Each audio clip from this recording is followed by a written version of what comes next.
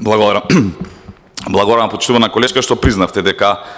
вашето учество во парламентарното собрание во Страсбург се сведува само на тоа да се жалите дека не бисте биле доволно испраќани таму преку државата. Еве замислете, јас сум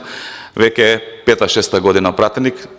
0 денари имам потрошено за патување во странство и за службени дневници преку соверенијата на Република Македонија и еве успешно функционирам и живеам во политичкото небо во Република Македонија. Меѓутоа, со ова ваше признание само го потврдивте фактот дека вие политиката ја гледате само низ призма на луксузирање преку патни и дневни трошкови, она кое што го правевте како министерка, да си купувате куфери, брендирани нормално мечиња, да се луксузирате во скапи, луксузни апартмани заедно со вашите пријатели и пријателки е единствено нешто што ќе бидете запаметена како министерка за култура. Меѓутоа, еве заедно да апелираме до институциите што побрзо да го разрешат тој скандал, да добиете соодветна одговорност и една разлика помеѓу вас и нас или помеѓу тебе и мене. Ние нема да чекаме да заврши министерувањето на било кој министер, туку веднаш, актуелно, додека е министер, ќе биде веднаш санкциониран доколку се дрзне да направи нешто